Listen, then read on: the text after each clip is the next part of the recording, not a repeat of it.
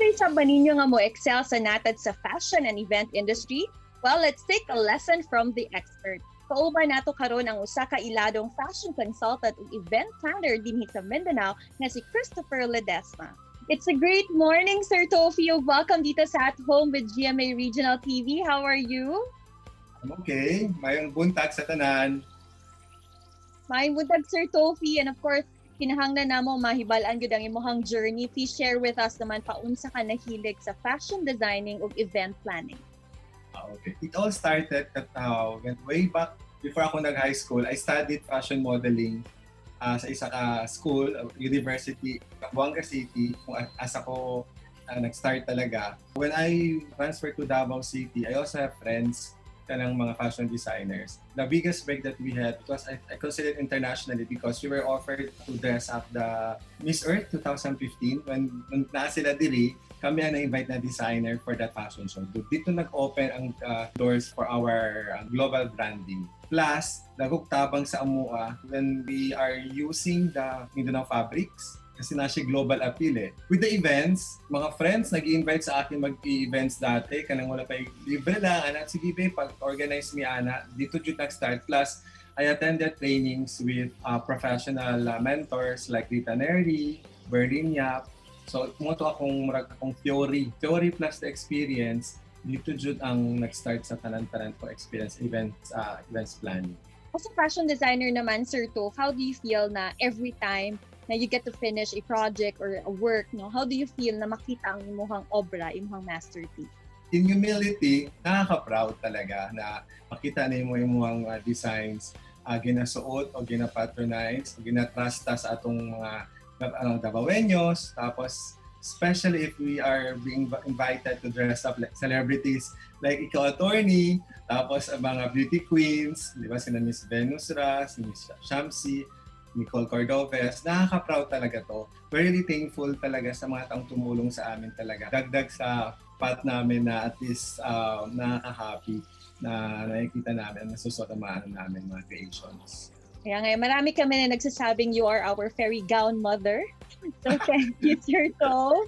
Para sa event planner naman this time, Sir Tof, paano nyo nahahandle yung pressure in organizing very big events? Yeah. Kabulutan, di ba, Taurus, ang sinasabi nila, if you fail to plan, you plan to fail. Di ba? So, given na jud na kung nasa events ta, stress is really part of it talaga. Ang pressure na jud na sa dila. So, ang siguro, the best way to handle it is first, of course, you have to know your team because ang pinaka-importante jud dira for every event that you will have is your team. Because sila mo tapang si mo So we value partnership, we value teamwork. Others, they started as dancers, na-mold na mo sila, himo na sila karon as organizer or coordinator. So that's one thing I believe to prevent pressure is for you to know the team. Team talaga, importante yung teamwork para sa APUA. Sir Tof, isa sa mga sectors yun na affected karong pandemic is the fashion and event industries. Ano po yung mga challenges na encounter ninyo and how did you cope up with the situation? Not a single industry now na hindi affected. Not a single individual na hindi affected karon sa pandemic. Isa sa mga challenges is of course yung opportunity in terms of having the events na wala may income.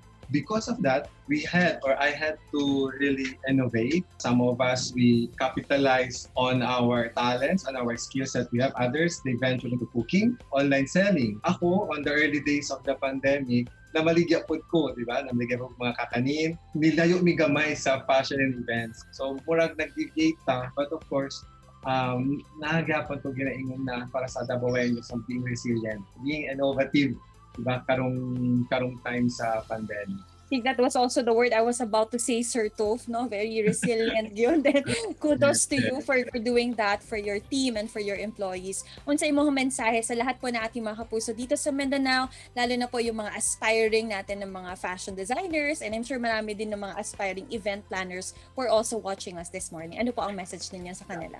First, for those aspiring fashion designers or event planners, it will all start from your passion. Diba, practical sinasabi sa mga kausap ko, yung mga ka-team ko, it will always start with your passion. Kung na kay passion, you'll be dedicated to what you'll be doing. Dili ka mawala sa imong focus kung sa gusto mo sa life. Tapos, kung na kay passion, ano pang mangyari, lahat gagawin mo yan kasi alam mo, yun yung gusto mo talaga. Yun ang passion.